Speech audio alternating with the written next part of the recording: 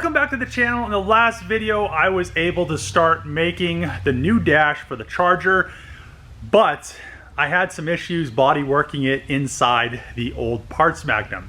So what I'm going to be doing first today is cutting that parts Charger in half so we can easily mount the new updated dash into that car or into that cut, and then I could get and access and body work everything very, very easily.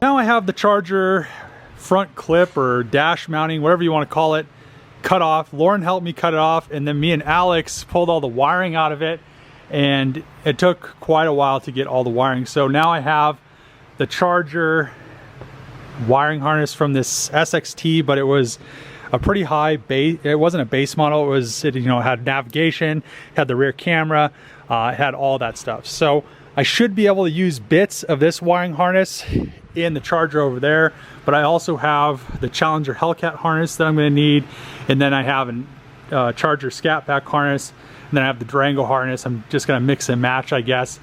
But what I'm going to do now is, since this is actually bolted in and I can get to it really nice, instead of it being in the Magnum, I could actually, since there's no window here, come across with my body spreader or my filler spreader, whatever you want to call it, and then I'm going to just kind of line it up and make it the same height as this fascia for the defrost vents, and then blend everything together really well. I'll probably bring it down just a hair, but I think it'll look really good. And then this little, I don't know, lifted part for the gauge cluster, I'm going to do the same. I'm going to make it come out a little bit further, probably somewhere around here, and then it'll just be nice and even.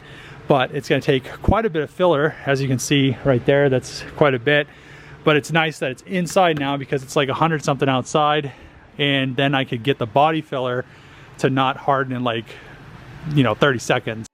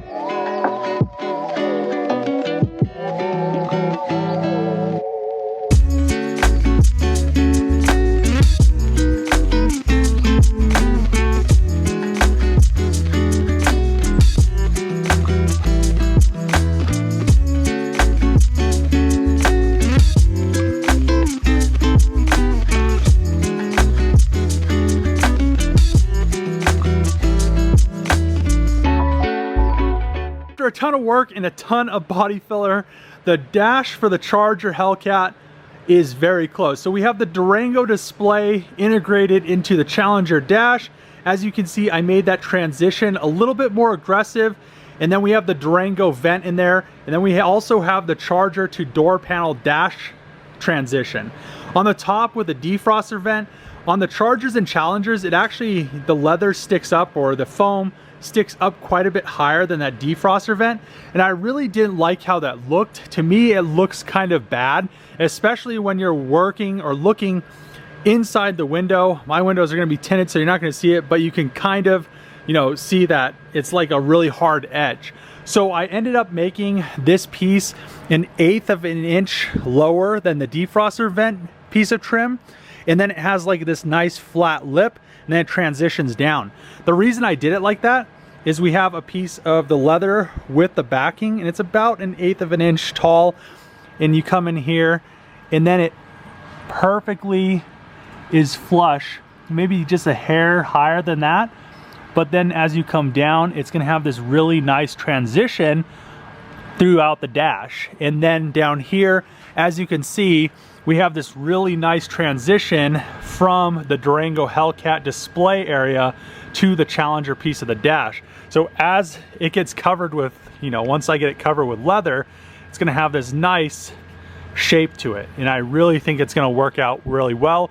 On this vent, as you can see, I left that lip, so it's gonna work just like factory. The leather is just gonna go up to that lip, and then it's gonna be no backing or no cushion, and then it's just gonna wrap in just like it would be factory. Same thing around here, we have the edge, so when they seam it or put the stitching in, it will lay directly in there. So then we'll have the foam come up to this display area, and then it'll have the stitch, and then it won't have any of the foam on the other side, and it'll just wrap around really nice, factory OEM looking.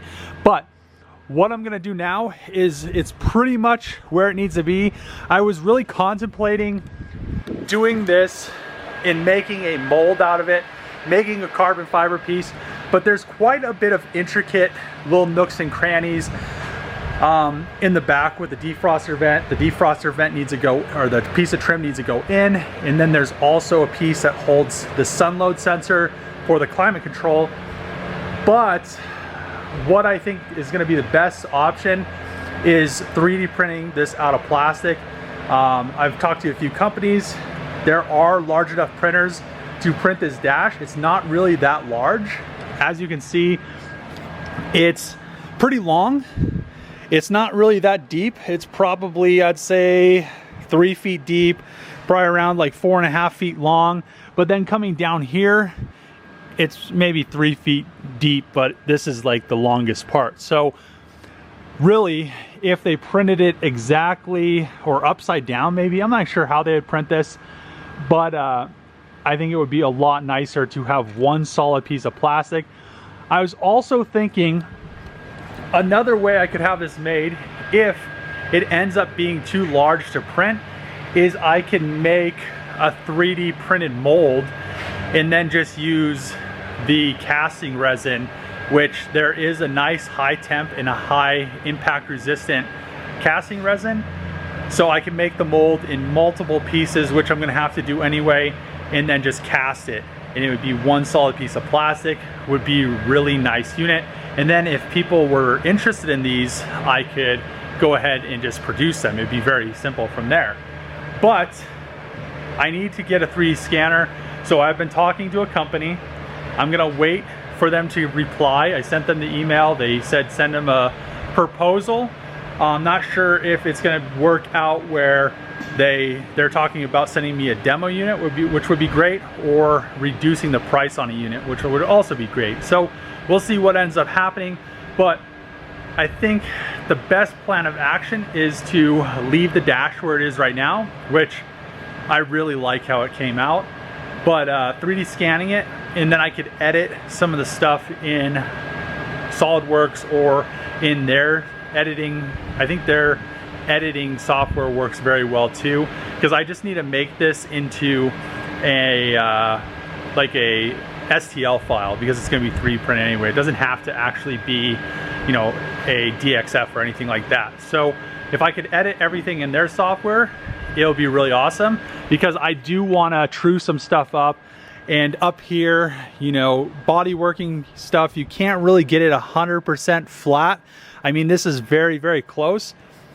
But if I put it in CAD, I mean, you could see the edge. It's very even all the way and uniform all the way across. But if I could get it in CAD, I can make it 100% perfect, make it 100%, you know, the same distance away from the defrost vent all the way around.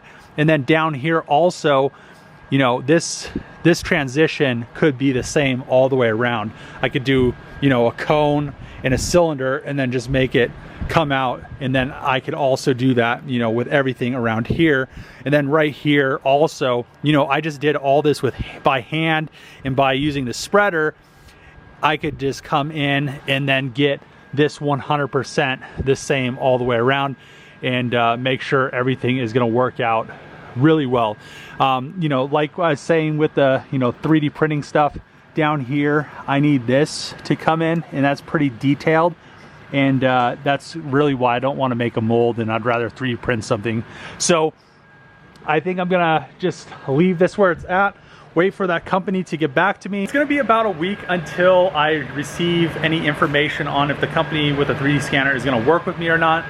So I've already decided to purchase a 3D scanner if they don't end up working with me, but we'll see what happens. I would rather work with a company, you know, either a demo unit or even a discount would really work out. But then I can get this 3D scanned, then I can make everything 100% perfect.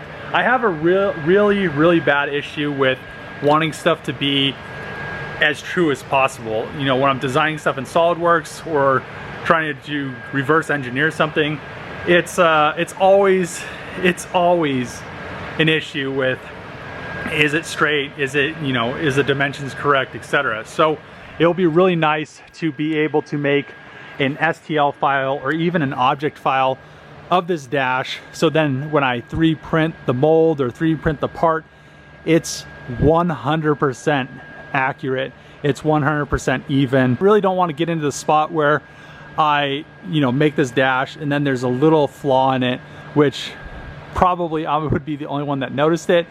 But you know, I have so much filler on this, it's getting to the point where I bet this thing weighs a ton, and I don't want to throw this thing in the car weighing that much, and I don't really want to wrap it, because eventually, you know, it is going to crack, because I'm sure there's some, you know, right there, I'm sure the body filler is about that thick. So let's revisit the dash, and I'm going to end the video here. If you like these videos, make sure to click the subscribe button, throw a thumbs up, throw a comment below. As always, see you guys next time.